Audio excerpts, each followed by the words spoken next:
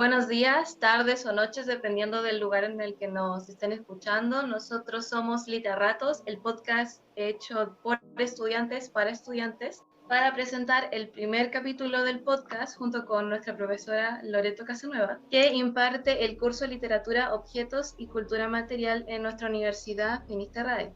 Y bueno, primero darle la bienvenida a la profesora y que nos explique un poquito de qué trata su curso. Muchas gracias por la bienvenida y también por la invitación. No sabía que era el primer capítulo, así que me siento honradísima. Bueno, este es un curso de formación general, es decir, está, como ustedes saben, orientado a alumnos de todas las carreras excepto literatura, aunque he tenido un par de alumnos que han logrado infiltrarse y que trata entre otras cosas, sobre la representación de los objetos en la literatura. Ese es como el gran tema. Y digo entre otras cosas porque no solamente me interesa ese eje temático, sino que también, por ejemplo, la relación que ciertos escritoras y escritores tienen con sus objetos. Y en qué medida, por ejemplo, podemos rastrear relaciones de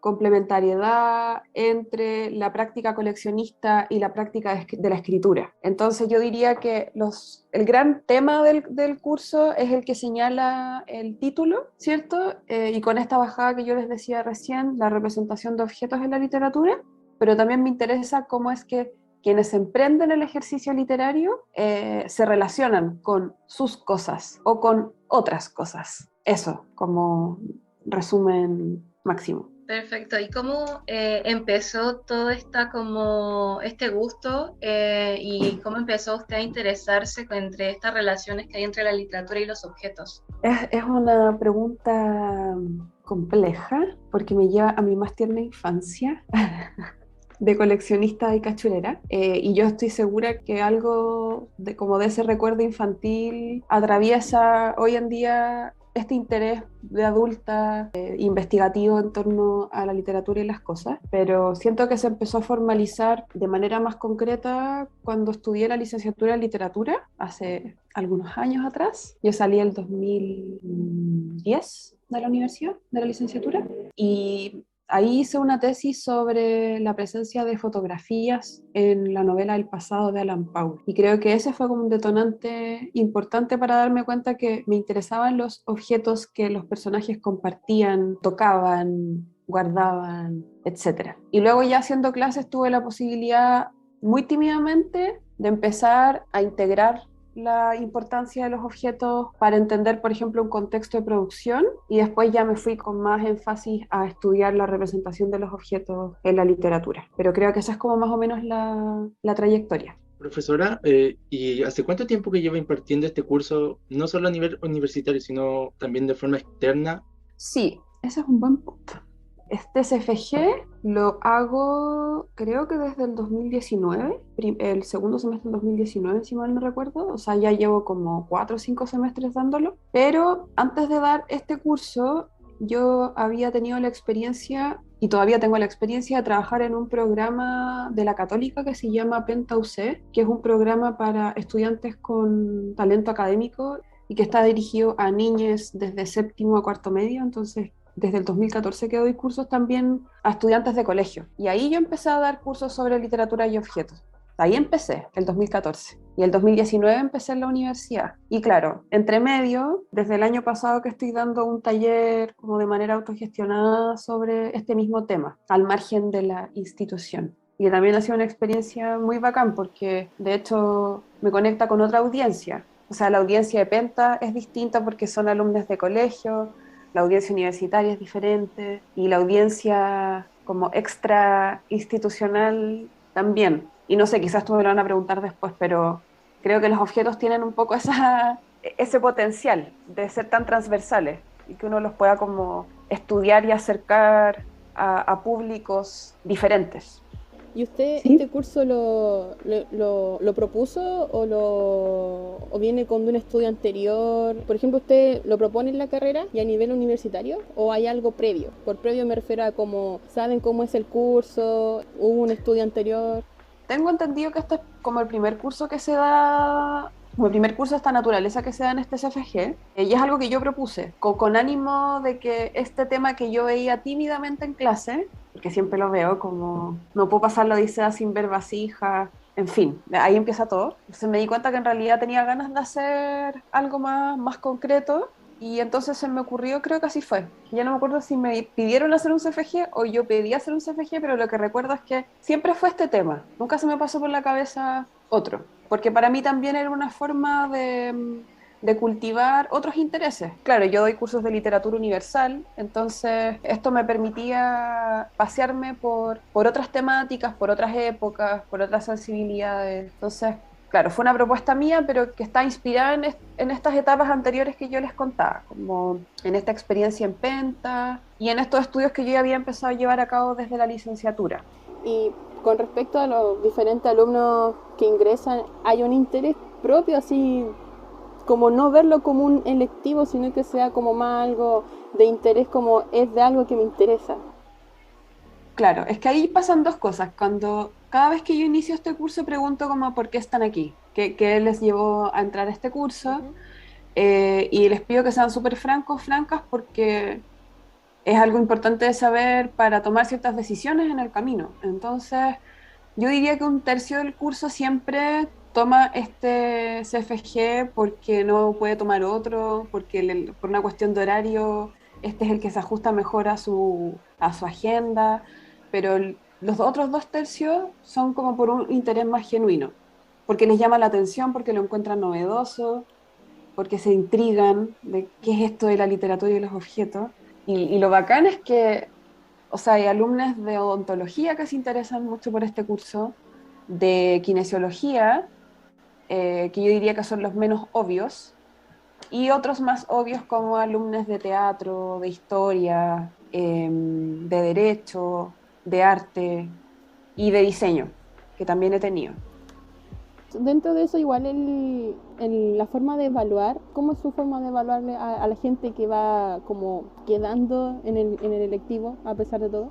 Claro, en general, y ahí tengo que hacer un alcance, me siento como afortunada de que son muy poquitos los que abandonan el curso, como que en general se mantienen en el camino con alto entusiasmo, en general, por supuesto, porque siempre hay casos en que no es así. Y claro, como esta ya es la quinta vez que estoy impartiendo este curso, entonces me he dado cuenta que he tenido que hacer ciertos ajustes en las evaluaciones, y obviamente como estos no son alumnos de literatura, evalúo otro tipo de competencias. Al principio yo hacía pruebas muy tipo ensayos, como los que hago en los otros cursos, que los sigo haciendo, porque creo que también es importante como para cualquier disciplina aprender a escribir ensayo y soltar la mano y la creatividad, pero lo que les he encomendado el último tiempo como evaluaciones ha sido escribir pequeñas biografías sobre objetos. Entonces, les propongo que, por ejemplo, escojan un objeto que les parezca interesante de una determinada novela o cuento que estemos leyendo y que investiguen sobre la historia cultural del objeto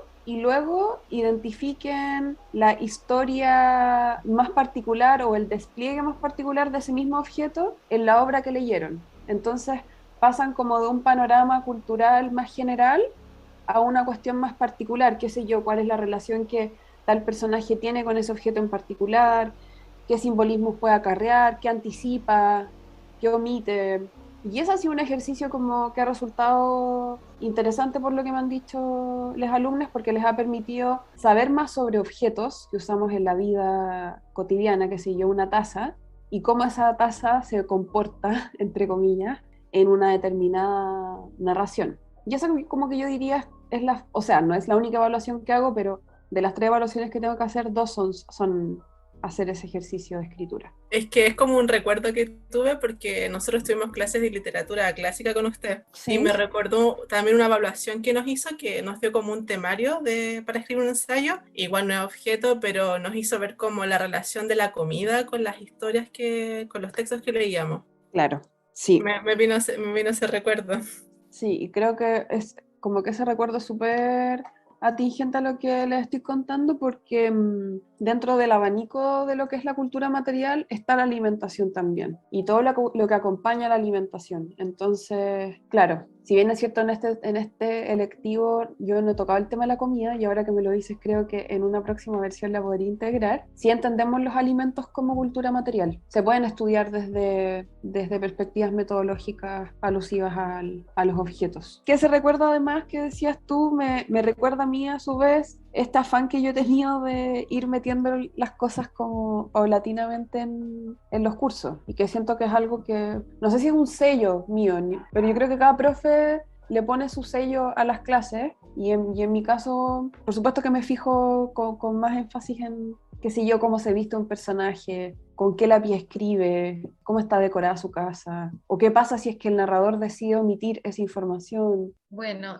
yo le quería preguntar, ya que habló sobre estas como descripciones que le manda a hacer a sus alumnos de objetos, y que bueno, yo fui infiltrada, de esas infiltradas de literatura, entonces sé cómo era todo el proceso. Usted como profesora se dio cuenta que habían ciertos como objetos que se repetían, que la gente estaba como más interesada y escribía sobre esos específicamente. Sí, está súper buena esa pregunta porque de hecho me trae recuerdos también. Que la primera biografía objetual que yo le hago escribir es sobre obras que estamos compartiendo entre todos, qué sé yo, Las cosas de Perec, Cuaderno de faros de Jasmina Barrera, Eterna juventud de César Aira. Como que esos han sido los últimos textos que les doy. Pero ya la segunda entrega es sobre un texto que ellos tienen que elegir. Incluso les doy la posibilidad que trabajen con manga o cómic porque obviamente ya hemos estirado las definiciones de lo que es literatura. Y claro, en ese último punto me doy cuenta de que quizás porque es un tema nuevo, muchos estudiantes trabajan con novelas cuyo título remite a algún objeto. Entonces, por ejemplo, El Señor de los Anillos, o sea, ha pasado por mis ojos muchas veces, cosa que me parece muy, muy bacán, o bien novelas que forman parte de la saga de Harry Potter y entonces objetos mágicos. Y es heavy que me lo preguntes porque me doy cuenta que en realidad no hay tanto interés por el objeto cotidiano, sino más bien por estos objetos que responden al mundo fantástico. Y creo que también puedo entender ese interés, porque sobre todo si vienes de una disciplina que no es la literatura. Creo que acercarte a la literatura a través de objetos mágicos puede ser como un portal muy, muy interesante. Y bueno, Señor de los Anillos y Harry Potter me parecen que son obras bacanes, pero también responden, creo yo, como a una comunidad lectora muy, muy particular. Entonces creo que ha sido interesante el ejercicio de que escriban sobre obras que yo les facilito y que quizás son menos conocidas o que quizás se están poniendo de moda, versus estas obras que quizás ya tienen una tradición, ya están más ancladas en el imaginario, etc. Y claro, cuando han trabajado con El Señor de los Anillos, les he pedido que hagan el recorrido cultural del anillo para luego desembocar en los anillos de esta novela. Entonces, qué sé yo, han tenido que pasearse por los anillos matrimoniales, por los sellos romanos, por la historia de la orfebrería en general, o el símbolo del círculo, en fin, como que el anillo en sí mismo da para mucho, como para varias capas de significado. Y ha habido como un objeto que un estudiante le ha hecho una biografía objetual y usted como que dijo, nunca me había dado cuenta de que ese objeto era especial, o nunca lo había visto como de esta manera, o gracias a esta biografía descubrí algo nuevo hoy. Sí, siempre. O sea, con esto ya he aprendido mucho y yo creo que en parte quizás mi inconsciente hace esta segunda biografía como para conocer textos nuevos y objetos nuevos, ahora que lo pienso, como para coleccionar otros objetos. Algo que me llamó la atención en entregas últimas ha sido que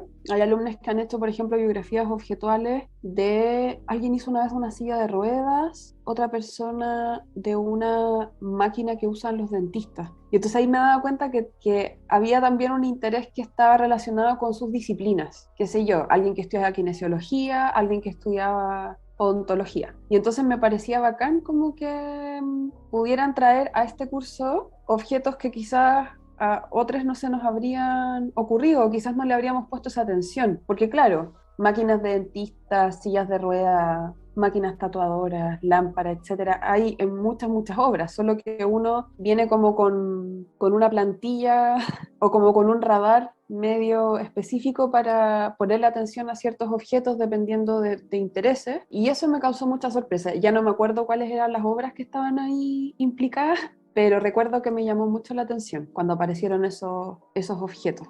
Y bueno, creo que también alguien hace poco hizo una biografía sobre el agua, que también fue así como, que me encantó. Como a propósito del faro, en Cuaderno de Faros de Jasmina Barrera, a alguien se le ocurrió trabajar con el agua como materia y como objeto, y lo encontré alucinante. Y como trabajar la relación entre el agua y su carácter como más, ¿cómo decirlo?, fluido, etéreo, versus la rigidez del faro. O sea, fue una reflexión como de mucha sensibilidad, que también me provocó una impresión muy bonita. Que al final esa también es una muy buena manera de introducir Claro. el curso dentro de la comunidad. Exacto. Desde las materias, sí, tienes toda la razón. Te voy a dar el crédito la próxima vez que dé el curso. Gracias. Profe, Dígame. y de los estudiantes que vienen de fuera de la carrera, porque sabemos que de la carrera hay muchos que quieren entrar, pero lamentablemente no pueden. ¿Qué áreas son más comunes y de qué forma esos mismos alumnos logran relacionarlo con sus carreras? Bueno, ya nos dio un ejemplo, pero ¿algún otro que pueda acordarse o algo? Sí, yo creo que los alumnos que más he tenido en estos cursos han sido se me escapó una carrera importante: psicología, arte, teatro y derecho, o sea, humanistas. Pese a que también he tenido, como les decía, hartos alumnos de kine y de odontología, pero yo diría, y de ingeniería, pero yo diría que ahí como que en esa área humanista está el grueso más grande. Y claro, han habido, es que recuerdo dos ejemplos, uno de psicología y uno de odontología. En odontología, o a partir de algún estudiante de odontología, o de varias en realidad, surgió un interés muy interesante, un interés muy relevante, por un texto que está en un libro que se llama El libro de los bolsillos, de Gonzalo Mayer, que es un escritor chileno. Este libro se tiene que haber publicado hace como ya 4 o 5 años atrás, y no sé si lo conocen, pero lo que hace el libro de los bolsillos es repasar a través de pequeños relatos, que también a veces son pequeños ensayos, ciertos objetos que caben en un bolsillo, o que son susceptibles de caber en un bolsillo. Desde una peineta hasta una memoria USB, un Game Boy, una boleta, una lista de compras, etc. Y recuerdo mucho el interés que había en torno a un relato sobre una libreta de un dentista, que a mí en realidad era un relato que yo medio que pasaba de largo, pero desde que empecé a tener alumnos de odontología, empecé a reparar más en ese texto. Y de hecho varias reflexiones de los alumnos estaban encaminadas a entender la relación con ese objeto tan particular, que es como una especie de bitácora del dentista. Entonces, para mí también fue como una ventana que se me abrió a algo que no me había parecido interesante y que era interesante, y como una comprobación de que efectivamente era un objeto relevante en el mundo de los bolsillos, porque por algo también estaba en este inventario de Gonzalo Mayer. Entonces, como que, no sé, el texto adquirió como una solidez que hasta entonces no había adquirido si no hubiera sido por esta mediación con estos alumnos. Y otro ejemplo es que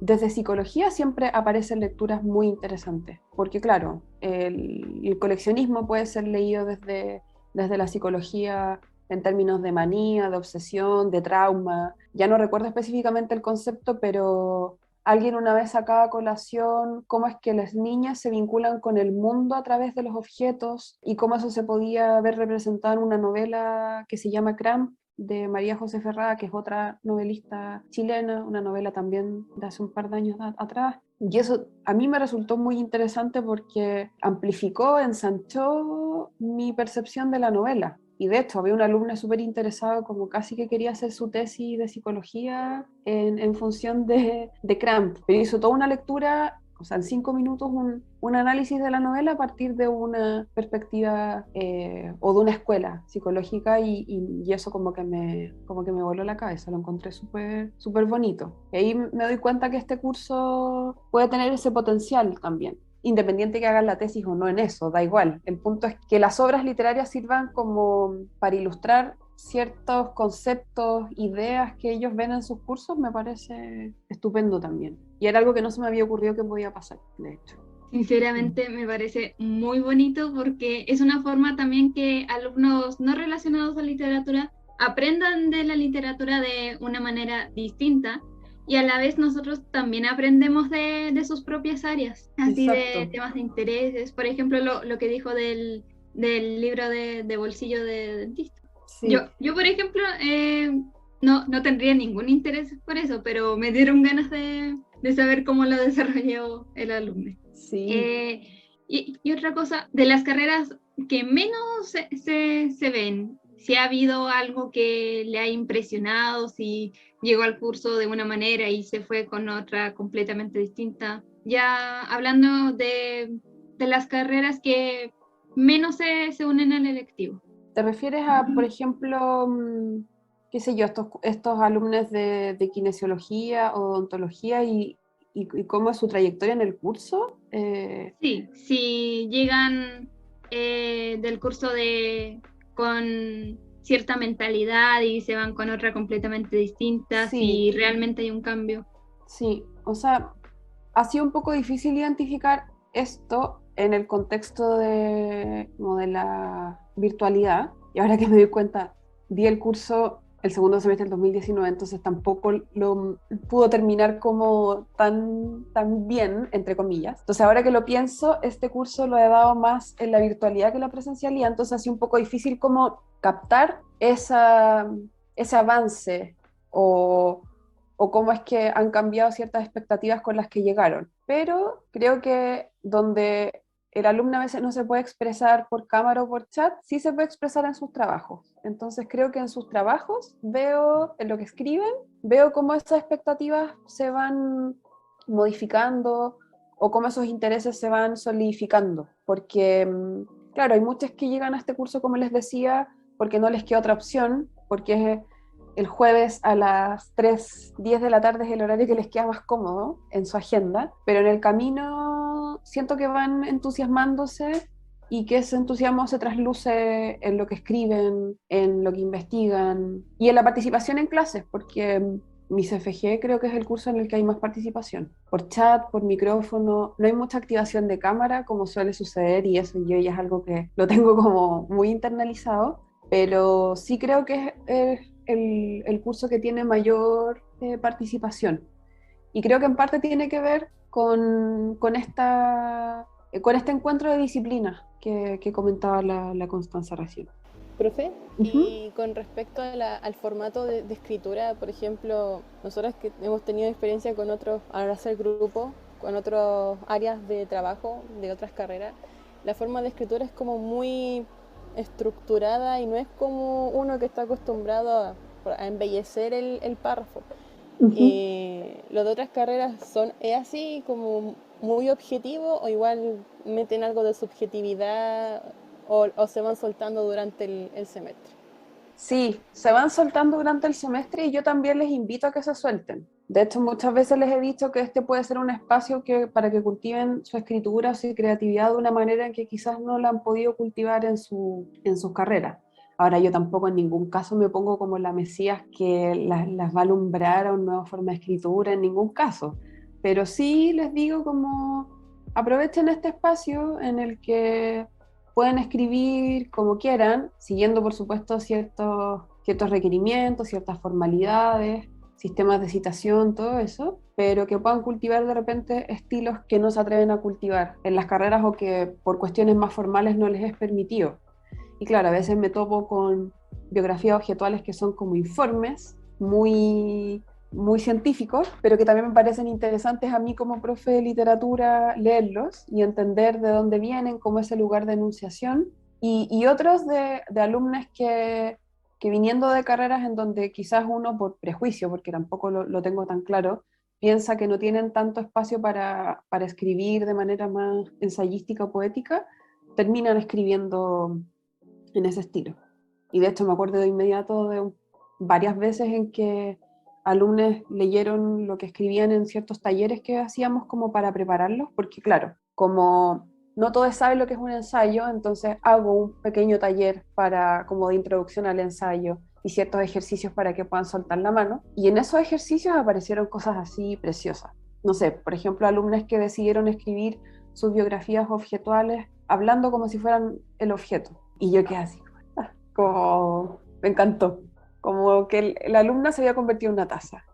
Siempre doy el ejemplo de la taza porque es lo que tengo al lado, pero por la alumna que decidí hablar por una bolsa de plástico.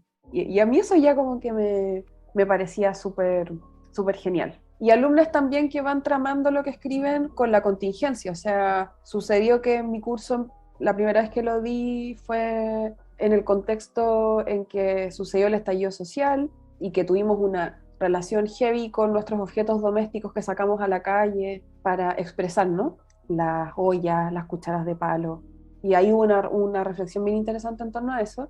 Pero luego ya las otras 4 versiones del curso, entre el 2020 y 2021, han sido o sea, en pandemia, en cuarentena, en la virtualidad. Entonces eso igual ha propiciado otras reflexiones en torno a los objetos. Y creo que eso también ha sido bonito. Como el lado bueno de estas contingencias es que ciertos alumnos han encontrado en este curso un espacio para reflexionar sobre este presente a partir de los objetos. Era algo que no lo había pensado. Como que ahora que ustedes me preguntan es como así. ¿Verdad?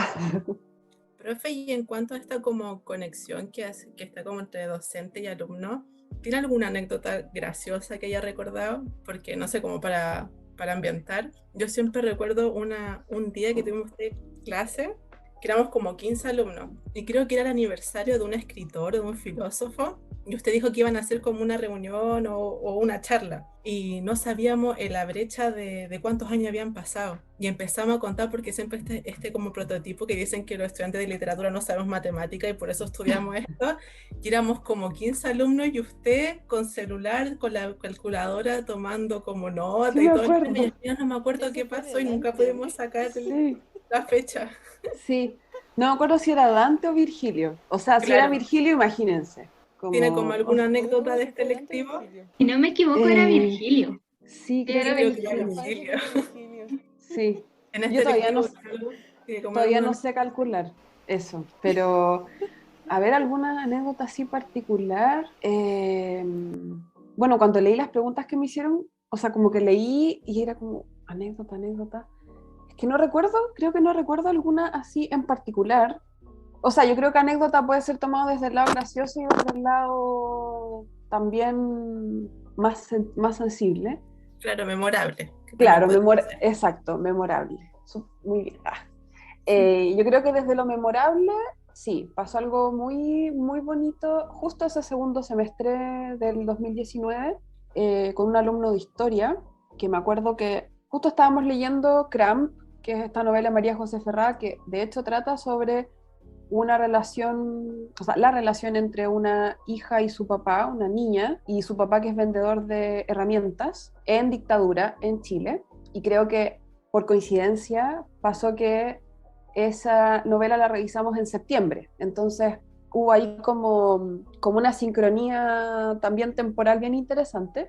Y la portada de una de las ediciones de Cram muestra un carnet de un vendedor viajero, que es un oficio que hoy en día ya prácticamente no existe, pero que es como lo que hoy en día es la venta por catálogo, que todavía existe, qué sé yo, de cosméticos, de lencería, pero en ese tiempo de herramientas y de otros rubros también. Y los vendedores viajeros tenían su propio carnet que los identificaba en las distintas tiendas a las que tenían que visitar, y el papá de María José Ferrada fue vendedor viajero, y él tenía su carnet, y entonces ese carnet real sirvió para ilustrar la portada de la novela. Y cuando mostré ese carnet, o sea, cuando mostré la portada a mis alumnos, uno de ellos levantó la mano y me dijo: profe, mi abuelo fue vendedor viajero en los años 50, él es migrante, me parece que venía de Palestina y se instaló en Chile como vendedor viajero. Y estaba así muy emocionado como, oh, qué heavy, que es primera vez que me encuentro con una presencia de este tipo de vendedores en la literatura. Estaba súper emocionado. Tanto así que a la semana siguiente llegó, no con el carnet, porque no lo tenía, y su abuelo además había fallecido hace un tiempo, entonces como que además lo conectó muy fuerte con ese recuerdo, pero llevó el timbre que usaba su abuelo para dejar constancia de las ventas. Y ahí yo me acuerdo que se me puso la piel de gallina, como que fue muy bonito ese cruce del mundo literario ficticio al mundo real y viceversa, como que no me puse a llorar como para no hacer un espectáculo, pero me emocionó mucho eso. Claro, hay otras cosas que han pasado en los cursos que quizás me dieron mucha risa en el momento y que ahora no me acuerdo, pero como en el ámbito de lo memorable, ese momento para mí fue súper especial. Y creo que también fue especial porque, no sé, después pasaron tantas cosas ese semestre y estos años, entonces ya no he tenido la posibilidad, por ejemplo, de poder observar un objeto real de un alumno presencialmente. O sea, muchos alumnos a veces muestran sus objetos en la casa a través de la cámara, pero poder ver ese objeto, tocarlo, tener la confianza también de ese alumno de que me mostrara un objeto tan personal, fue como algo muy, muy bonito para mí. Creo que igual son como anécdotas que hacen como los electivos más especiales, porque Sí, la dan como otro significado, porque ya toman electivo, aprenden cosas nuevas, pero son pequeños detalles y coincidencias que no se esperan, que hacen como todo un giro. Es muy exactamente. interesante. Sí, en todos los cursos a uno le pasan cosas memorables y chistosas y bonitas, pero yo creo que el tema de este curso abre una sensibilidad particular. No digo que de los otros cursos no, pero acá hay una sensibilidad táctil, porque estamos hablando de cosas que como que se activa inmediatamente y eso creo que nos lleva a pasar esas capas más personales, más íntimas en torno a los objetos. Además que muchas reflexiones que hacemos en ese curso sobre, qué sé yo, la impresión que le causa una piedra a un personaje, se acompaña de anécdotas que a veces comparten los alumnos. Ah, sí, profe, yo cuando era chico coleccionaba piedras, o no sé, tengo una colección de arenas de distintas playas. Entonces, en general se acuerdan de la infancia y de sus prácticas coleccionistas y eso también es muy especial. También, profe, me estaba acordando que quizá al ser un electivo que haga mucho más en el ámbito de recordar cosas, mucha gente entra con una expectativa y sale con otra por lo mismo, porque le hace recordar cosas que de hace mucho tiempo, una muñeca, o como usted dijo, una piedra que alguien recolectaba rocas de las playas. Yo, por ejemplo, cuando antes de pasar la pandemia, me gustaba recoger la arena y guardarla en botellitas. Y una vez eran botellas súper feas, pero era como tener poquitos de arena de cada playa. A veces tengo como color negro o café, o que eso es pura piedra molida o mucho más molida, entonces igual eso hace un recuerdo. Yo creo que mucha gente que entra a ese electivo entra con una forma de pensar y después sale con otra, como que se da cuenta que la literatura abre un camino hacia a la memoria, más que nada. Sí, estoy de acuerdo con eso. Y de hecho, a propósito de esto que refieres tú, de coleccionar arena, estaba pensando en que esto es algo que siempre digo el primer día de clases de esos cursos, es que la palabra leer y la palabra coleccionar tienen la misma raíz etimológica, vienen del mismo verbo en latín. Entonces, eso ya te abre tema de conversación, como que leer y coleccionar sean palabras de la misma familia, hace que todo de alguna manera tenga más sentido. Sobre todo a de repente algunos alumnos que pueden ser más incrédulos, como ¿qué es esto de la literatura y los objetos? Bueno, la etimología dice que leer y coleccionar proceden de la misma palabra.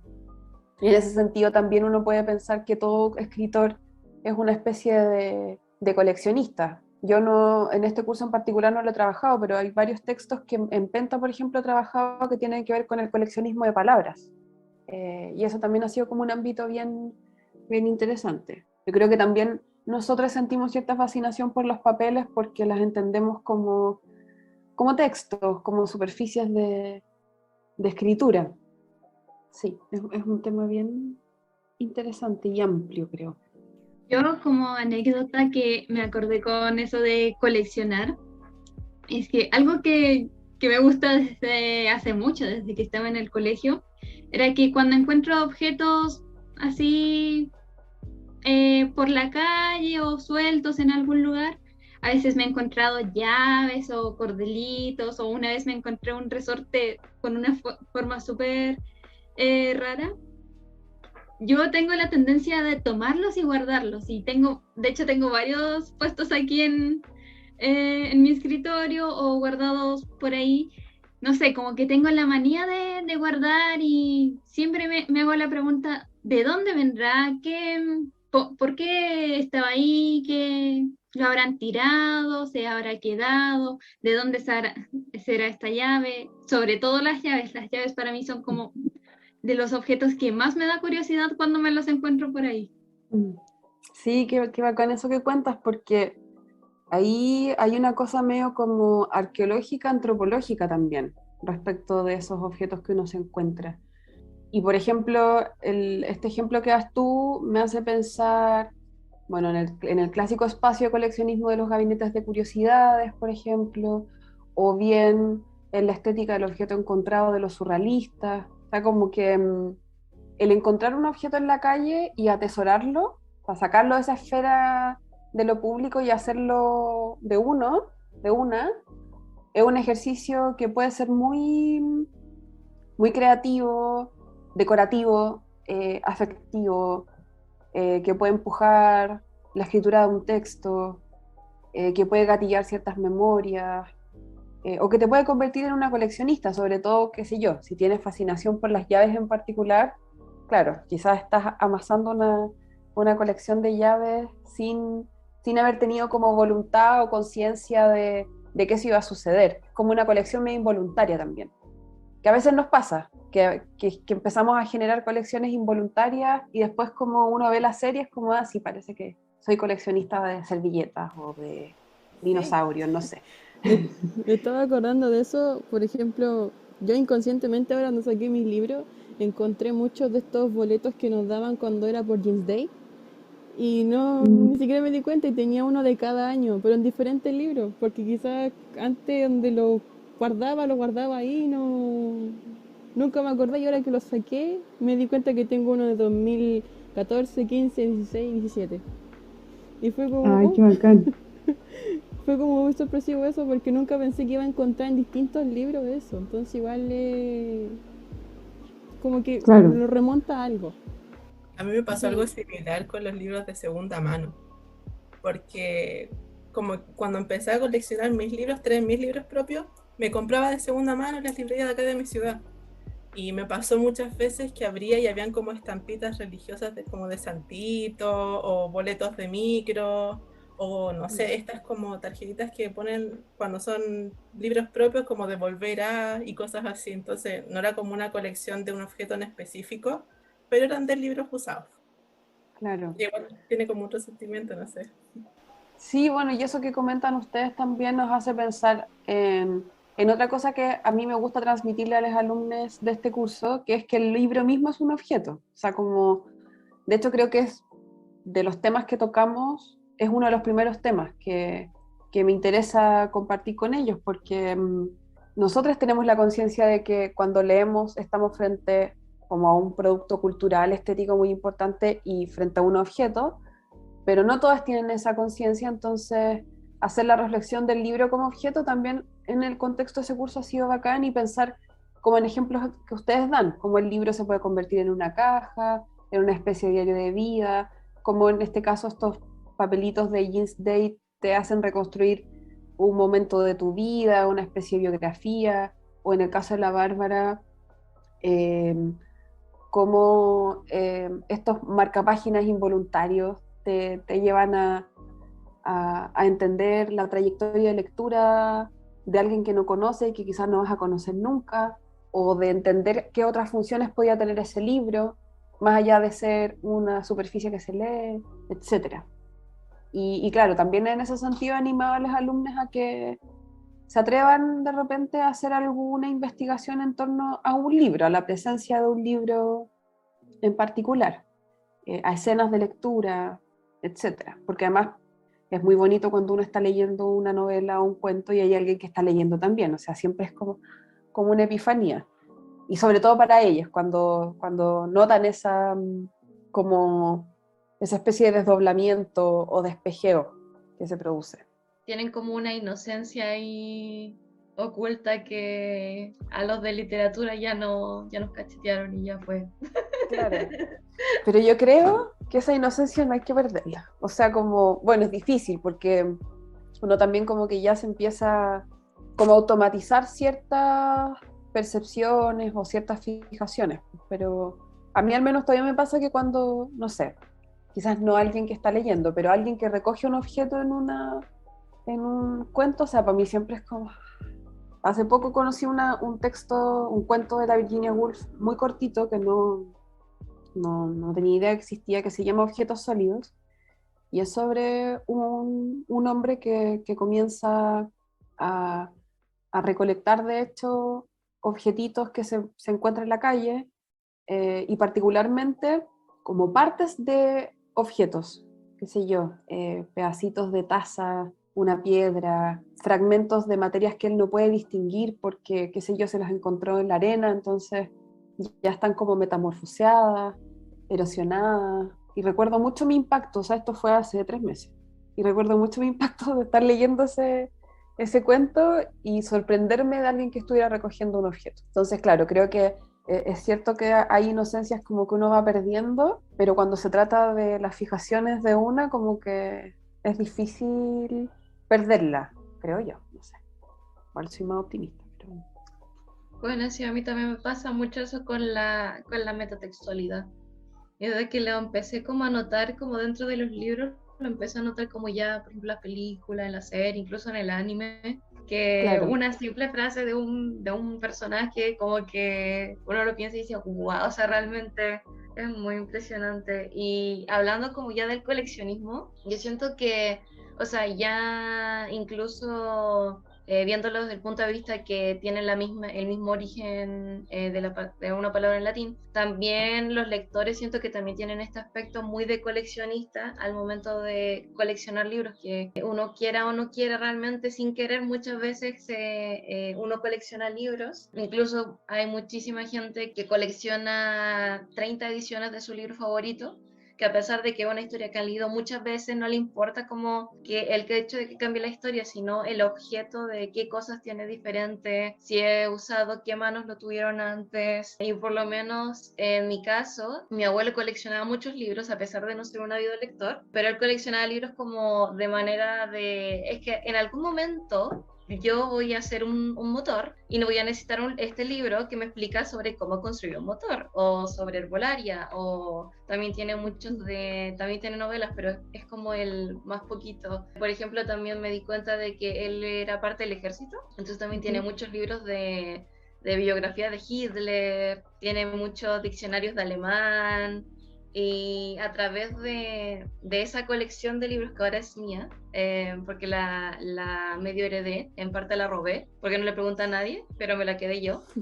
Y sí, a través de toda esa colección de libros, realmente pude conocer un poco más a mi abuelo, porque además mi abuelo murió cuando yo era súper chica, más o menos cuando yo tenía 5 o 6 años. Entonces realmente no tengo muchos recuerdos de él, además de que me daba dulces cada vez que yo iba, y además me daba miedo él, no sé por qué. Entonces menos hablaba con él, pero por ejemplo me di cuenta de que dentro de los libros guardaba envoltorios de chocolate, los envoltorios metálicos. Pasaron tanto tiempo dentro de los libros que ya no tenían ninguna arruga. También encontré, por ejemplo, cartas que le daban mis primos cuando fueron al servicio militar, cuando el servicio militar era obligatorio, fotos de él, a través como de esta rama coleccionista, al mismo tiempo materialista de mi abuelo, lo pude conocer un poco más. Y siento que es muy interesante y es como otra manera de no solamente conocer a las personas en la vida real, a través de las cosas que colecciona, sino también incluso los personajes de los libros.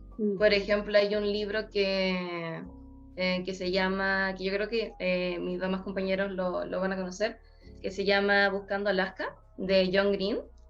Sí, están asintiendo para la gente que no que está escuchando. Y que básicamente el protagonista, hablando de coleccionar palabras, él colecciona la última frase que dijeron personas famosas.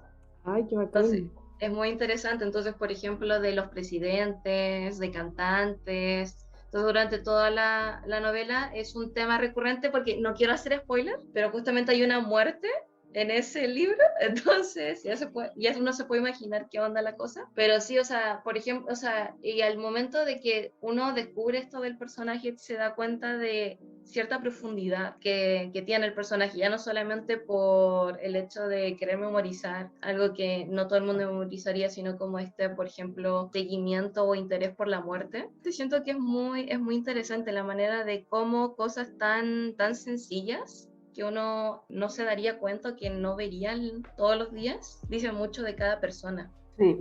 Todo lo que dijiste me hace, bueno, me encanta todo esto que nos cuentas de tu abuelo y de pensar en sus libros también como si fueran un álbum, como cuando decías lo de los envoltorios o lo de las fotos, me hacía pensar en que quizás muy involuntariamente convertía, no solo coleccionaba libros, sino que hacía que sus libros fueran un espacio que albergara otras colecciones, como metacolecciones. Y creo que es muy bonito pensarlo, o sea, puede ser bonito pensarlo así también, además de esta otra función que de alguna manera encuentras tú en esos objetos, que es conocer más a tu abuelo a partir de eso que él guardaba con tanto cuidado además. Y respecto a lo que comentabas ahora sobre esta novela en particular, pensaba en que, claro, las palabras, ¿cómo decirlo?, no tienen una cualidad material, como sí lo tienen los objetos, pero también pueden formar parte de una colección, y podemos ser coleccionistas de palabras a través de los libros que coleccionamos, como esa palabra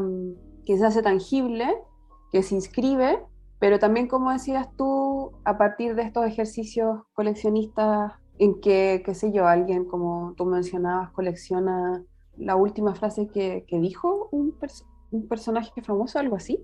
Sí, que la última frase que dijo un personaje famoso. Sí, que lo encuentro demasiado especial y que, claro, me imagino que también lleva una serie de reflexiones sobre el texto dentro del texto, en donde la relación entre coleccionar y literatura incluso se hace más evidente, porque además tendemos a pensar en el coleccionismo como una cuestión que es súper material, pero lo cierto es que también el coleccionismo puede ser una práctica medio intangible, y eso también ha sido, al menos en este curso o en otros que he dado, una arista que me ha interesado también profundizar. Así que sí, todo eso que contabas tú me hacía pensar en estas cosas. Profe, para ir cerrando también le quería hacer dos consultas. La primera sería como, ¿ha leído sobre algún objeto extraño, como que usted diga nunca lo hubiera tomado como objeto? O sea, algo como un diente postizo o algún, no sé, lencería o algo así raro que diga como, ¿por qué lo usan? ¿Por qué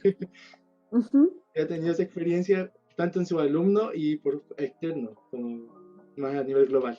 Sí, sí, o sea, se me vienen a la cabeza como dos textos que los tengo más frescos, de seguro hay otros más igual de interesantes, pero me estaba acordando de una novela muy cortita de Kafka que se llama En la colonia penitenciaria. Creo que es una novela que se publicó en 1916, por ahí, y que trata sobre una cárcel en la que se está implantando un nuevo sistema de tortura muy terrible, que no les quiero spoilear tampoco, para que ojalá lo puedan leer, porque es una novela hace 100 años, pero puede resultar muy contingente. Y el objeto de tortura es una especie de tatuadora.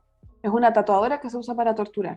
Y claro, uno podría decir, sí, esto es parte de la ficción kafkiana, pero no estaba tan lejos de los instrumentos de tortura que se utilizaban en la Primera Guerra Mundial. Entonces, ahí eso me parece interesante, como hasta dónde llega la imaginación de Kafka, o cuánto de el diseño de este objeto está influenciado por lo que él efectivamente observaba en su ciudad o le contaban sus amigues, etc. Y en ese sentido me parece también muy bonito pensar en que los escritores, las escritoras de alguna manera se transforman en diseñadores industriales cuando imaginan estos objetos. Está claro, uno podría decir, bueno, en términos de género, qué sé yo, un escritor de ciencia ficción o de literatura fantástica está haciendo ese ejercicio todo el tiempo, pero me gusta pensarlo como alguien que diseña un objeto con palabras y que lo modela de alguna manera. O sea, volviendo a esta cosa también, a esta tensión entre lo material y lo intangible que decíamos recién.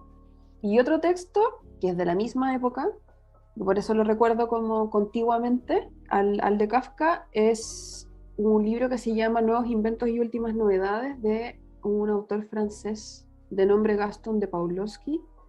Era un texto que no se había publicado en castellano hasta hace unos poquitos años. Se publicó una traducción que se hizo acá en Chile por la editorial Bastante, y es un texto que recopila descripciones de objetos inventados por Pawlowski y que él publicaba semana a semana en un periódico francés, y que tenían como finalidad hacer reír en una época tan complicada, pero también criticar la mecanización de la sociedad, la deshumanización, etcétera, porque en general los artículos que ahí se describían eran objetos raros. Y uno de ellos me acuerdo que era un objeto que él llamaba el mefistófono susurrante y que se parece mucho a lo que hoy en día son los audífonos. Los audífonos no existían en esa época, pero sin embargo en su escritura él de alguna manera profetiza un artículo que 100 años, no menos, unos 30 y tantos años más tarde, no sé muy bien, existe efectivamente. Entonces creo que esos son como dos ejemplos que a mí al menos me han llamado la atención. Eso sería entonces, profesora, muchas gracias por su participación en este primer podcast. No sé si mis compañeros quieren decirle algo más. Muchas Yo gracias, creo que- profe, por su disposición.